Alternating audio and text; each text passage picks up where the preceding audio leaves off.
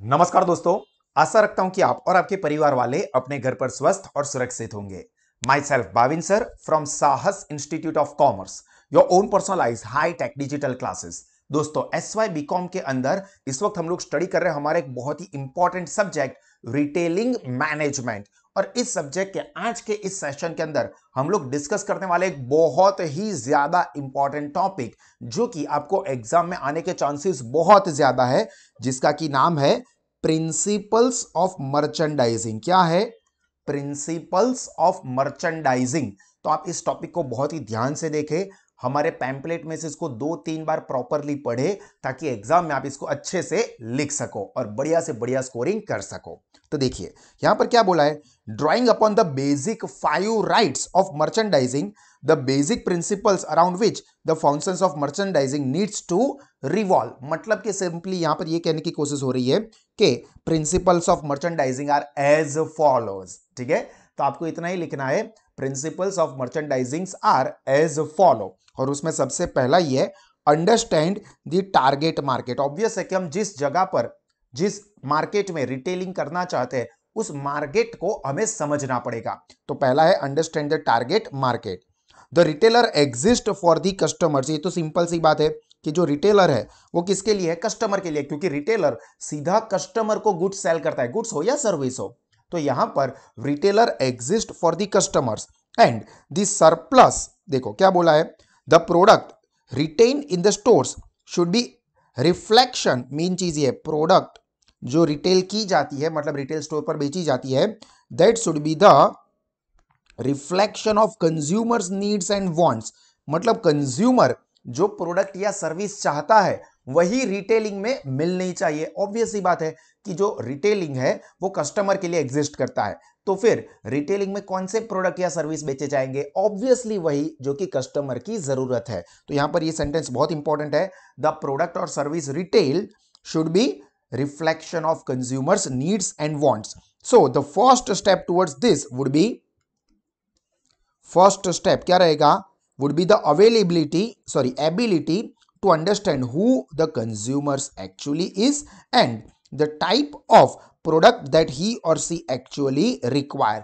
तो सबसे पहला चीज क्या आपको डिसाइड करना होगा कि पहले तो हमारे कंज्यूमर कौन है एक्चुअली में, और दूसरे कौन से टाइप के प्रोडक्ट वो कंज्यूमर को चाहिए। ये सबसे पहली चीज पता होनी चाहिए, तो अभी तो वो चीज आप सेल कर पाओगे।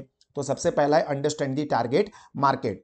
3 सेंटेंस है उसमें। सबसे पहला है क्या है कि जो रिटेलिंग है that exist for the consumer, so the product retail in the stores should be the reflection of consumers needs और wants, and the first step towards this is the ability to understand who our consumer is and what type of product he or she wants. Clear? तो ये सबसे पहला काम करना है कि अपने जो मार्केट है उसको समझो, यानी कि कंज्यूमर को, और उसकी नीड्स को समझो। This is the most important thing, understand your consumer and understand his or her need.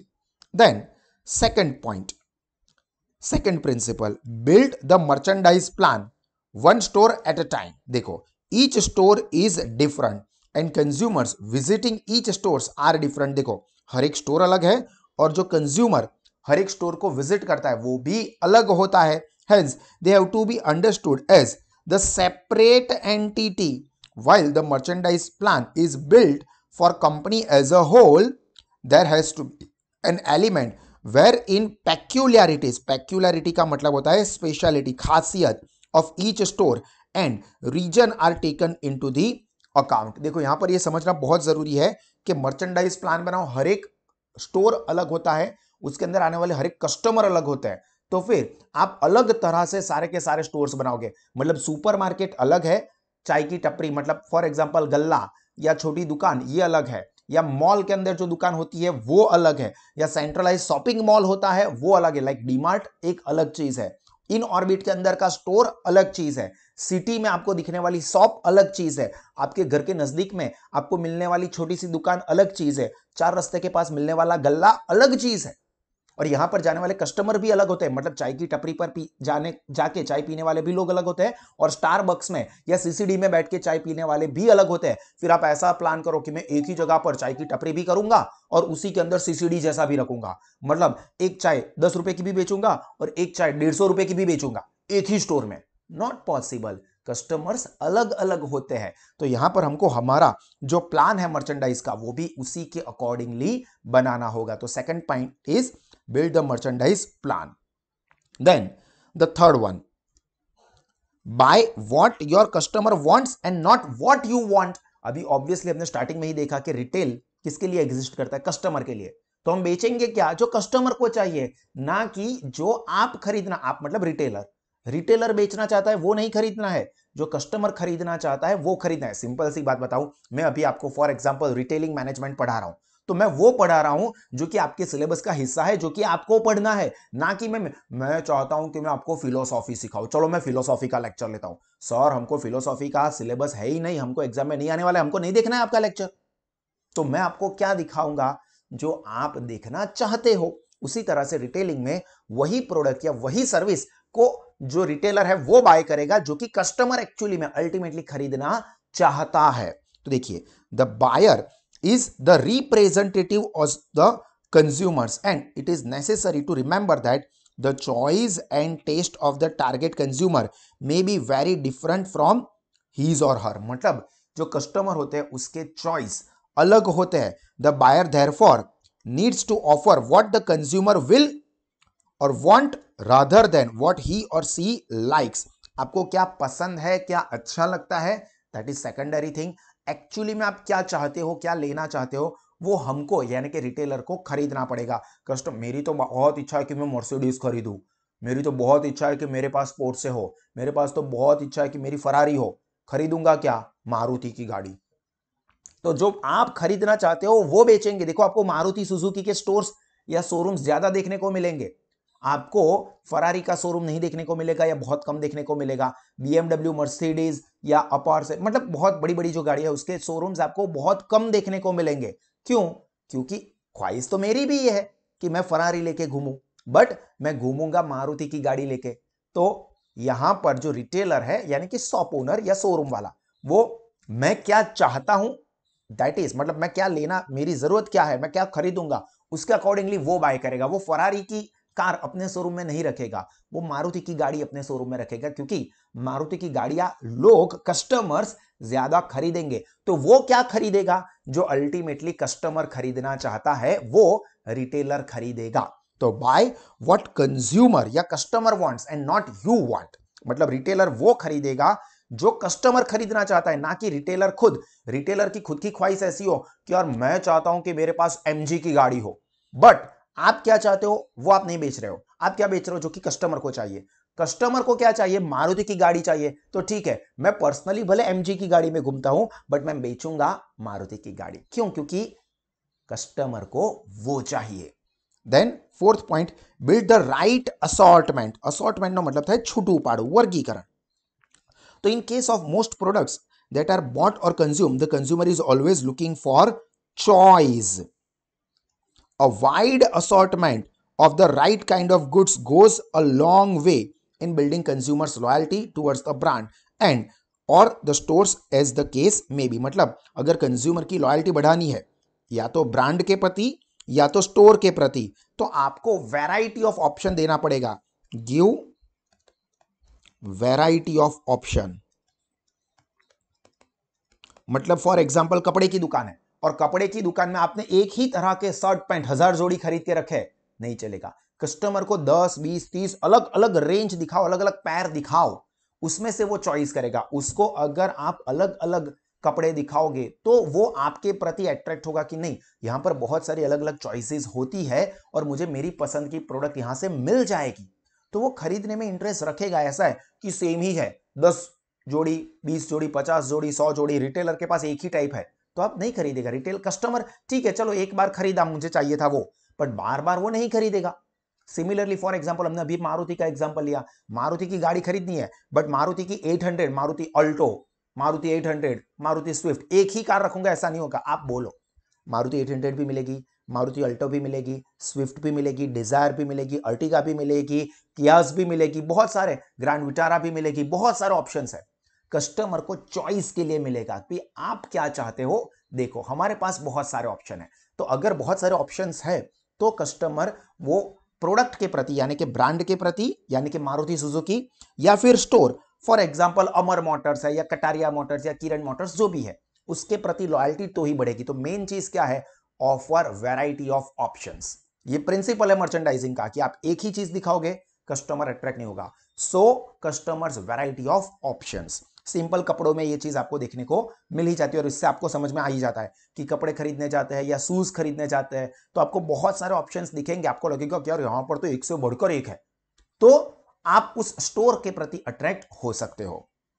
Then next point is be consistent. While when building a range of product for the consumers, it is necessary to ensure consistency across all the products offering. Consistency is required not only in the choice of product, मतलब आपको बहुत सारे options दिए जाए ऐसा नहीं, but also in terms of their quality. Quality भी हर एक की अच्छी होनी चाहिए, ऐसा नहीं कि 50 पैर रखी है, एक अच्छा और काम का एक ही है, बाकी के 49 तो रद्दी है।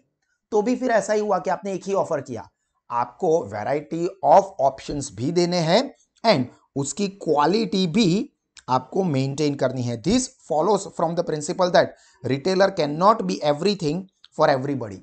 हर एक रिटेलर हर एक कस्टमर के लिए सब कुछ, आप 50 ऑप्शन रखोगे बट कस्टमर्स ऐसा नहीं होंगे कि उसी 50 में से खरीदेगा, उसको कुछ और भी चाहिए। आप देखो एक ही एरिया में आपको कपड़ों की बहुत सारी दुकान मिलेगी और हर एक जगह पे आपको अलग अलग टाइप के कपड़े देखने को मिलेंगे। हो सकता है कि एक जगह पर आपने जो शर्ट देखा हो, आप दूसरी जगह पे जाके बोलोगे कि मुझे यही शर्ट चाहिए, वो 50 रुपए कम नहीं कर रहा था ना इसलिए मैं आपके पास आया हूं, सेम ऐसा दिखाओ ना। नहीं, सेम तो ऐसा नहीं है, थोड़े कलर में डिफरेंस होगा, थोड़े स्टाइल में डिफरेंस होगा, अलग अलग मिलेगा, क्योंकि हर रिटेलर हर एक टाइप के कस्टमर की हर एक नीड के लिए प्रोडक्ट नहीं खरीद सकता।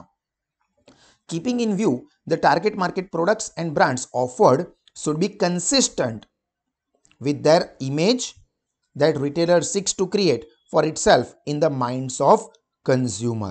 तो यहां पर जो इमेज है वो कंसिस्टेंट रहनी चाहिए। भाई यहां पर आपको हमेशा बहुत सारे ऑप्शंस मिलेंगे, हमेशा आपको बेस्ट क्वालिटी का ही मिलेगा। ये दो चीज इसमें कंसिस्टेंसी रखनी है। सिंपल सर्विस का एग्जांपल दो, जैसे कपड़े का एग्जांपल दिया, वैसे ही फॉर एग्जांपल आप एजुकेशन ले रहे हो तो आप SY BCom में पढ़ रहे हो तो भी आपको बेहतरीन क्वालिटी के एजुकेशन मिलेंगे रीजनेबल प्राइस के ऊपर। FY में जो लोग पढ़े थे उनको भी पता है कि FY में भी बेस्ट मिलेगा, TY BCom में भी आपको बेहतरीन क्वालिटी का एजुकेशन मोस्ट रीजनेबल फीस पर ही मिलेगा। अभी ऐसा है कि नहीं FY का अच्छा होता है, SY का तो एकदम कचरा पट्टी है, घटिया है, या SY की तो फीस बहुत ज्यादा है, FY का रीजनेबल था, SY की फीस तो बहुत ज्यादा बढ़ा दी है। नहीं, कंसिस्टेंसी मेंटेन करनी होगी। ऐसा है कि आप एक प्रोडक्ट या एक सर्विस अच्छी क्वालिटी के दो, रीजनेबल प्राइस पर दो, फिर दूसरी प्रोडक्ट के लिए बहुत ज्यादा प्राइस चार्ज करो, या फिर क्वालिटी अच्छी ना हो या उसके अंदर वैरायटी ऑफ ऑप्शंस ना हो तो नहीं चलेगा। आपको SY BCom के अंदर अलग अलग जो ऑप्शनल सब्जेक्ट होते हैं स्टडी ऑप्शंस मिलेगा, तो हमको TY BCom में भी ये मेंटेन करना होगा कि भाई TY BCom में भी आपको सब्जेक्ट में ऑप्शंस मिलेंगे, आपको जो पसंद है वो पढ़ो, हम लोग हमारी तरफ से आपको ऑप्शंस देंगे। तो इसमें कंसिस्टेंसी मेंटेन करनी होगी चाहे कोई भी रिटेलर हो। Clear? Then sixth, offer value. देखो पहले तो यहां तक की चीजों को वीडियो को पॉज करके दोस्तों आप अच्छे से पढ़ लीजिए। मेन चीजें जो मैंने कहा है वो यहां पर नोट डाउन कर दीजिए। जैसे इसमें यहां पर लिखा है कि give variety of option, be consistent with your offer, with your product, with your quality, with price. Be consistent in product offer, quality, price etcetera. हर एक के अंदर आप कंसिस्टेंसी मेंटेन करो। Then sixth point, offer value. The consumers decision to buy product is not always govern by the price. देखो हमेशा ऐसा नहीं होता कि सिर्फ कीमत सस्ती है तो खरीद लो, नहीं भाई, हमेशा ऐसा नहीं होता है। कस्टमर की सस्ताई देखता है, वो उसके साथ साथ क्या देखेगा, increasingly he or she is seeking value in the purchase made. आपने जो खरीदा है क्या उससे आपको अच्छी वैल्यू मिलती है। लो price may not always be a factor favoring the sales, and the perception of the value that the product provides eventually is influenced. The perception of value that product provides influences the consumer's decision. मतलब for example आप समझो कि smart studies application के ऊपर lowest fees होती है और सारे सब्जेक्ट के बेहतरीन एजुकेशन मिलता है, ऐसा हम कहते हैं। ठीक है, अभी आपने लोवेस्ट फीस देख के कोर्स सब्सक्राइब कर दिया, बट चलो सर फीस बहुत ज्यादा थी ना दूसरी सारी जगह पर, इसलिए हमने आपका कोर्स ले लिया, पर बाद में उसके अंदर आपको एजुकेशन अच्छा मिलता ही नहीं है, मटेरियल नहीं है, वीडियोस नहीं है, डेली लेक्चर्स के वीडियोस नहीं है, एमसीक्यू के मटेरियल्स नहीं मिलते हैं, एमसीक्यू के डिस्कशन के वीडियोस नहीं है, रिवीजन नोट्स रिवीजन वीडियोस नहीं है, कुछ भी नहीं है। सस्ता देखना आपने खरीद लिया पर उसके अंदर तो घटिया क्वालिटी ही है, तो क्या आप फिर से नेक्स्ट ईयर के लिए सब्सक्राइब करोगे? ऑब्वियसली बिग नो सर, बिल्कुल भी नहीं खरीदेंगे। भले सस्ता है बट अच्छा भी तो नहीं है। तो यहां पर जरूरी क्या है कि अच्छा हो और सस्ता भी हो या रीजनेबल प्राइस पे हो। तो कम से कम प्राइस पर आपको यह भी ध्यान रखना है कि आपने फॉर एग्जांपल 4000 पे किए, 5000 पे किए, जो भी आपने फीस पे की है, उसके सामने सर हमको एजुकेशन मतलब यहां पर मिलता है वो 50,000 रुपए की फीस पे करके भी नहीं मिलता है। सभी के सभी टॉपिक के बेहतरीन स्टडी मटेरियल एमएस यूनिवर्सिटी के सिलेबस के हिसाब से अपडेटेड मिलता है। हर एक टॉपिक के हाई टेक स्टडी वीडियोस आप देते हो, जो क्लासरूम में डेली आप पढ़ाते हो उसके भी वीडियोस देते हो, रेगुलर कंसिस्टेंट बेसिस पे आता है। ऐसा नहीं है कि एक दिन भेजा फिर एक हफ्ता 10 दिन के लिए कुछ दिखाई नहीं फिर बीच में एक आध दिन रख दिया, ऐसा बिल्कुल भी नहीं होता है। डे टू डे बेसिस पर हम सब देखते हैं सर, डे डेट सब्जेक्ट कौन से थे उसके अंदर सारे के सारे वीडियोस सारी चीजें अवेलेबल है। एमसीक्यू के मटेरियल्स, एमसीक्यू के डिस्कशन के वीडियोस, पास्ट एमएस यूनिवर्सिटी के पेपर्स भी है, एक्सटर्नल एग्जाम के लिए रिवीजन नोट्स रिवीजन वीडियोस देखो बोलते बोलते मैं भी थक गया। इतनी सारी चीजें आप ऑफर करते हो वो भी इतनी सी फीस पर। मतलब कि यहां पर हम लोगों ने जो पैसे पे किए कोर्स के लिए उसके सामने हमको जो वैल्यू मिली, जो एजुकेशन मिला वो बेहतरीन है। तो आप नेक्स्ट कोर्स के लिए भी सब्सक्राइब करोगे, आप अपने दोस्तों को भी बताओगे कि यार मैं यहां पर इतनी ही फीस पे करता हूं और इतना सारा एजुकेशन मुझे बेहतरीन लेवल का मिलता है, जबकि तू कहीं और जाता है बहुत ज्यादा फीस पे करता है फिर भी तुझे इतना एजुकेशनल सपोर्ट तो मिलता ही नहीं है। तो यहां पर क्या जरूरी है कि वैल्यू, ऑफर वैल्यू, जो प्राइस कस्टमर के पास से चार्ज की जा रही है उसके सामने उसको अच्छे से अच्छी वैल्यू की प्रोडक्ट या सर्विस मिले। अच्छी प्रोडक्ट या सर्विस मिलेगी तो वो कस्टमर फिर से रिपीट परचेस करेगा और वो अपने दूसरे लोगों को भी, फ्रेंड्स को भी बताएगा कि यहां से यही प्रोडक्ट खरीदनी चाहिए, क्योंकि that offers the value to the price paid. Clear? Then seventh point, understand the needs of the vendor and negotiate a win-win. This is very important. Always negotiate win-win situation. While the vendor play a key role in entering the buying process, it is necessary that the buyer understand the strength and weakness of each vendor and also the factors that motivate them, yani ki vendor.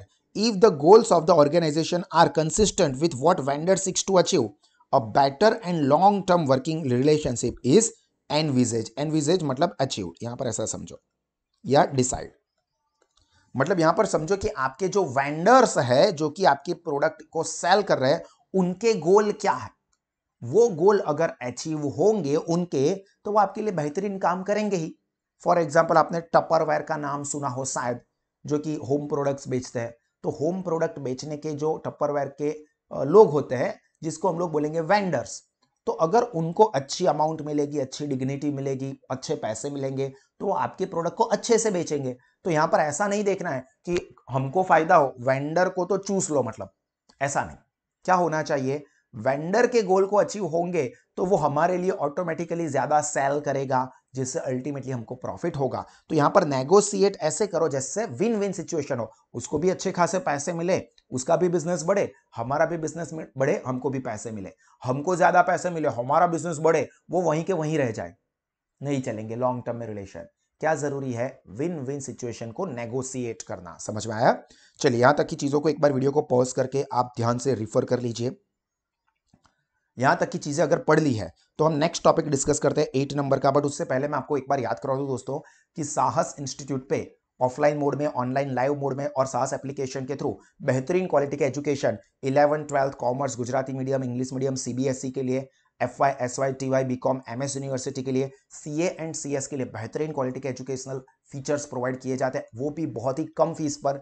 तो आप या आपके जो भी friends बेहतरीन quality के education अपने existing या अपने आने वाले स्टडी के लिए लेना चाहते हो, जिससे कि आप अपना नॉलेज बढ़ा सको, रिजल्ट बढ़ा सको, अपना करियर नई ऊंचाइयों पर ले जा सको, तो साहस इंस्टीट्यूट के साथ जरूर जुड़े, जहां पर अलग अलग स्टूडेंट्स के लिए अलग अलग स्टडी ऑप्शंस है एट लोवेस्ट फीस। तो इसका बेनिफिट जरूर लीजिए। यहां पर भी देखो आपको ऑफर मिली ना, ऑफलाइन में पढ़ना है, ऑनलाइन में पढ़ना है, एप्लीकेशन थ्रू पढ़ना है, वैरायटी ऑफ ऑप्शन कस्टमर के लिए अवेलेबल होने चाहिए, जो कि हमने अभी सीखा था।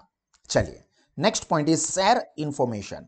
Sharing information with the vendor often goes a long way in creating a sense of responsibility and involvement amongst them. देखो, शेयरिंग द इंफॉर्मेशन शेयर करो अपने वेंडर के साथ, उसको प्रोडक्ट के बारे में, कंपनी के बारे में, विजन के बारे में, सर्विस के बारे में सब कुछ बताओ, ताकि वो समझ सके और उसके अकॉर्डिंगली आपके उसके साथ लॉन्ग टर्म के रिलेशन एस्टैब्लिश हो।